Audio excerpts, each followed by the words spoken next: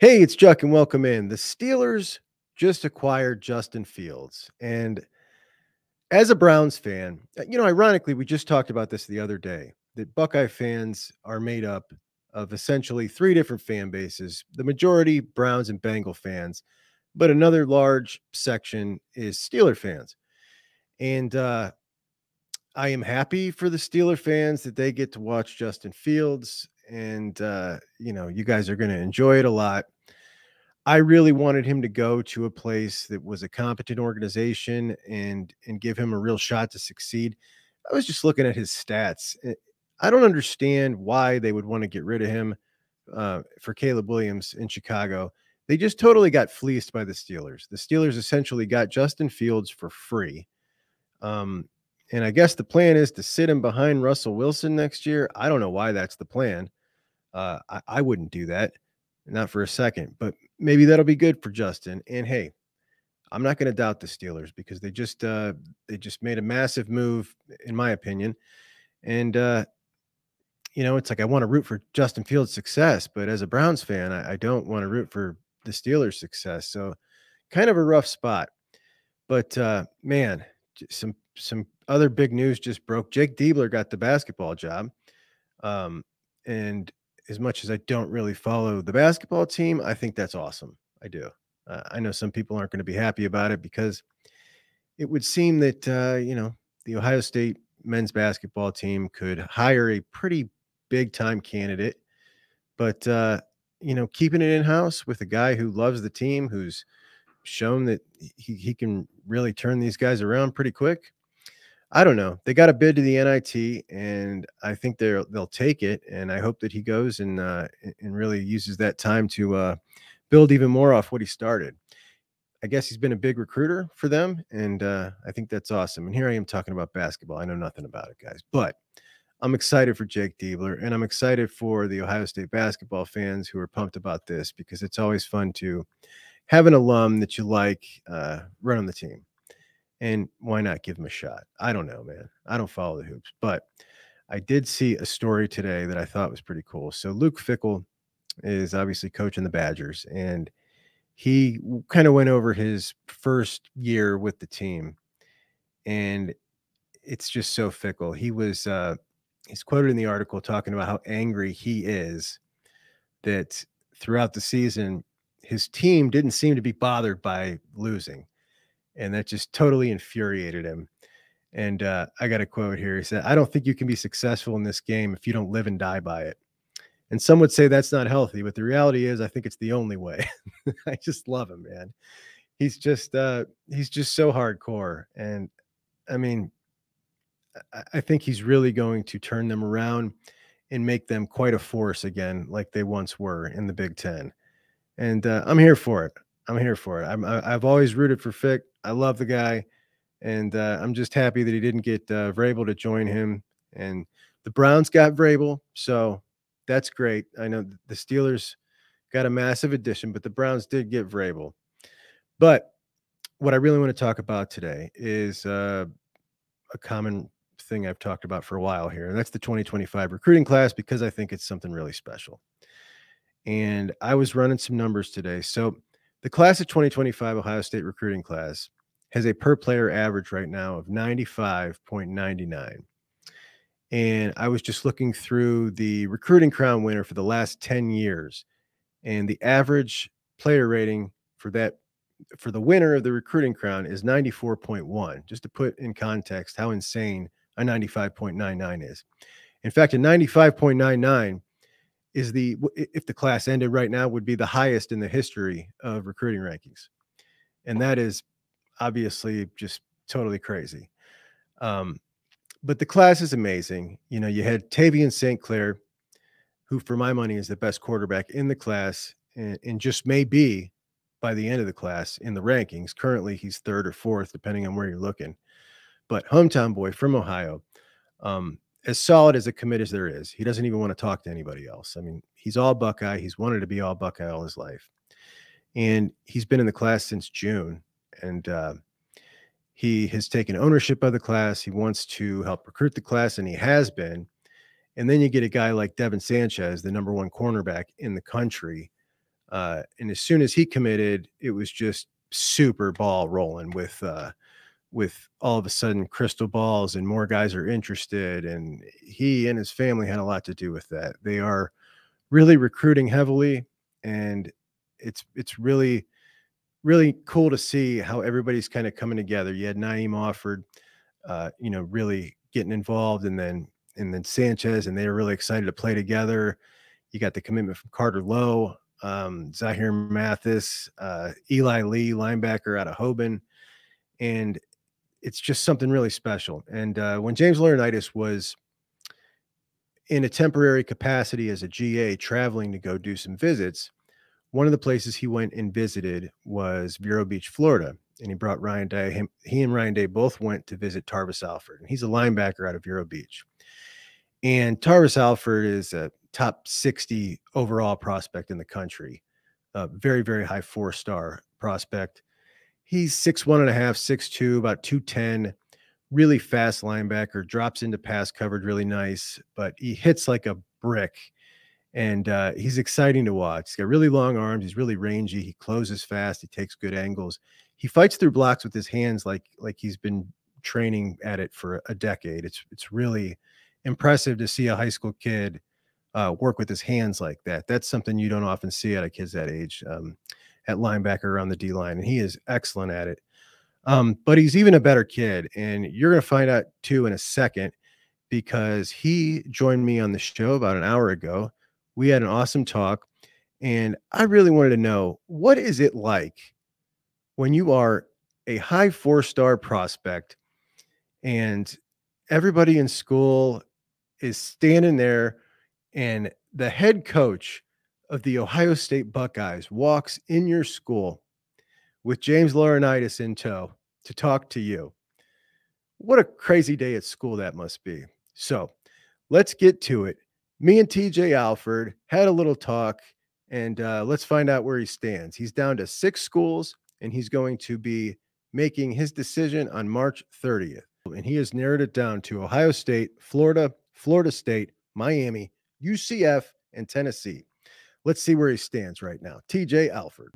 TJ, welcome in, buddy. What's up? Thanks so much for coming on. So I've basically watched every possible play that someone could find on the internet of you. And it's not something I usually do, but linebacker is my favorite position, and you are an incredibly exciting linebacker to watch. How long have you been playing linebacker? All right, so that's kind of a trick question. Okay. I started playing linebacker in the 7th grade. I was playing linebacker and running back.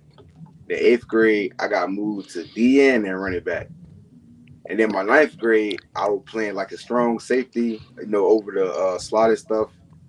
And I went back to linebacker my 10th grade year. So that's kind of the story with that. Well, it fits you great. I mean, you're obviously a dynamic athlete, and you're 6'2" right now, but you're listed at 210. I know that an athlete like you who works out a lot, you can pack on weight fast. What are you weighing now? Because that's the last I saw you listed at. I'm at 215 right now. Okay, you're at 215. What do you ultimately want to play at when you get to college? In college, I want to be like 225, 230. Okay, excellent. So we've been talking about you for quite a while up here. When I say we, I mean Ohio State supporters, because obviously we're incredibly excited about the thought of you being a Buckeye. And one of the reasons we're so excited is your style of play. You play with intensity, you hit like a truck, and you just have this. When I talk to you, you're really laid back. We talked a little while before this. Where does this animal come out from? Like you just play totally different than you seem in person. Yeah, I'm a real laid back person in real life, but on the field, it's just like when my grandfather passed away, it had brought another side of me out. So when I get on the field, I just go into that side, and then that's what it be. That's a great story, man. I appreciate you sharing that with us. Is there anyone you try to model your game after? Yeah, I try to model my game after Fred Warner and Roquan Smith.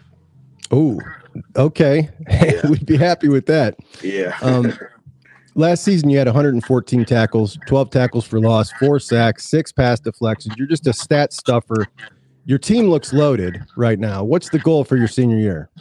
Man, I'm trying to go out with a bang. I'm trying to win it all. Yeah? Yeah. You guys think you got a good shot? Definitely. That's excellent. We'll be definitely keeping track of what's going on in the Florida playoffs next year. Yes, sir. In January, you got a visit from Ryan Day and James Laurinaitis. You're a top 100 recruit in the country. I want to know what it feels like when the head coach of one of the most storied programs in the history of college football walks in your high school with a guy like James Laurinaitis. Your friends, the administration, like the excitement, like what does that feel like? It's got to be amazing. No, that is great. You know, it's just it hit a special place. They was the first people to come and check me out during January. I believe I was their first stop outside of Ohio. I could be wrong. Don't quote me on that. You were. Okay. But it was great. And, you know, it's Buckeye fans everywhere. So at my school, the administration is a lot of Buckeye fans. So you got everybody going crazy, asking for pictures and all that. So it was great. Okay, that's awesome. And it's really interesting to hear that at your school in Vero Beach, Florida, you got administration that's Buckeye fans. We love to hear it. You know, we're everywhere. And obviously, you've probably heard that nobody takes care of their own. In the future, if you're a former Buckeye, I mean, like, you just got it good. That's the way it is. So you've been to Ohio State 2 times now, is that right? Yes. And you have another visit scheduled. Is that correct? Another official? Unofficial on the 23rd, and then official on May 31st. Okay, so an unofficial on the 23rd, and that is a week before you are set to announce. Yes, sir.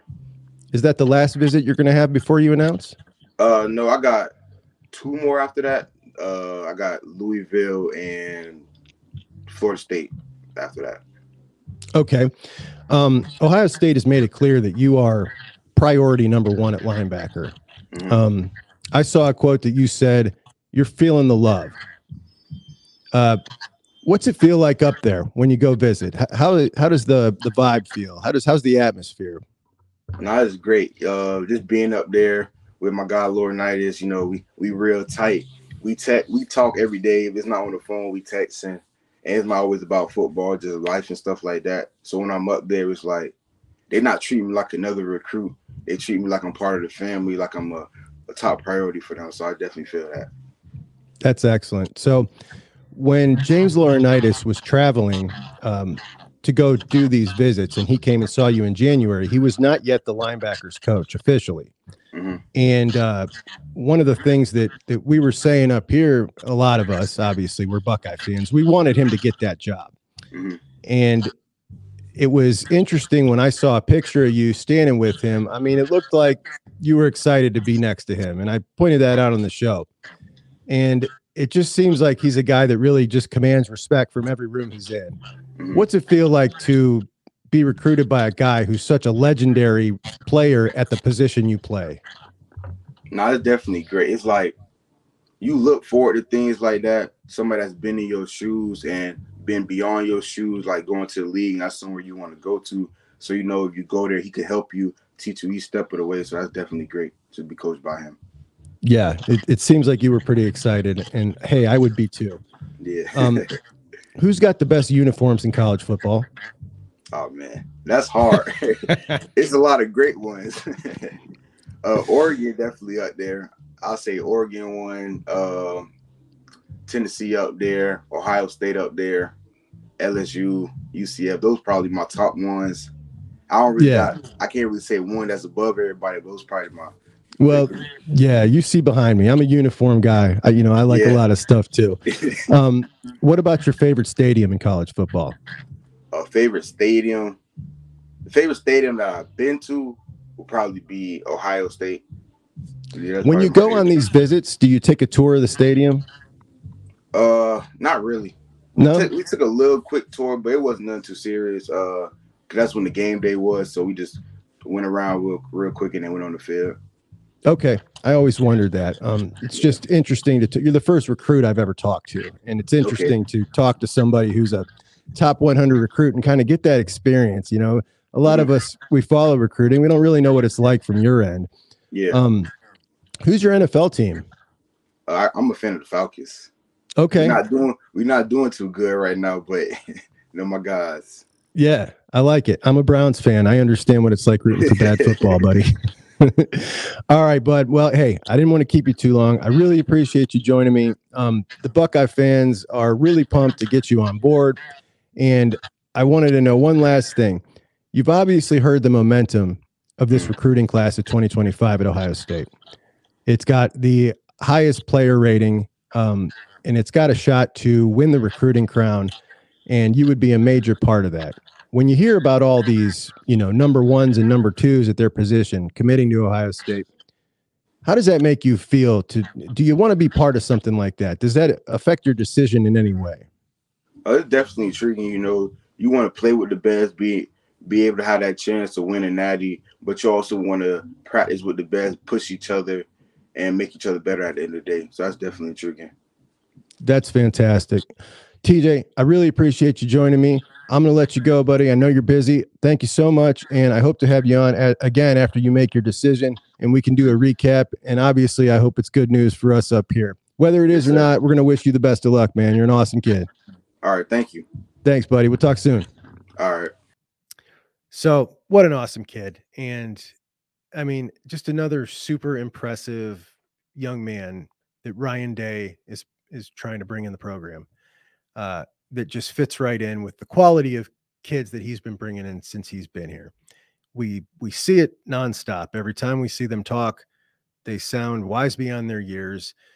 Listen, that kid was 15 minutes early. We had an appointment to set up and do that recording. He texted me 15 minutes before.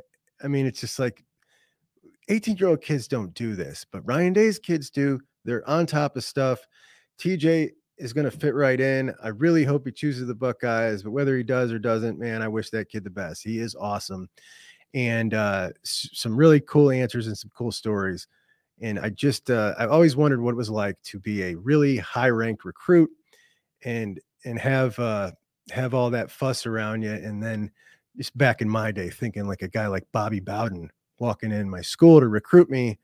And these dudes are living through that. It's pretty cool, man. It's just pretty cool to think of and put yourself in that situation.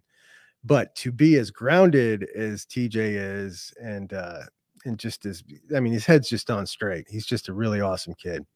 So thank you so much, TJ, for doing that. We really look forward to seeing your decision on March 30th. And obviously myself and everybody watching this hope that that's a choice to come up here to Columbus. And if it's not, we wish you the best of luck anyway, because you're an awesome young man. And thank you for joining us.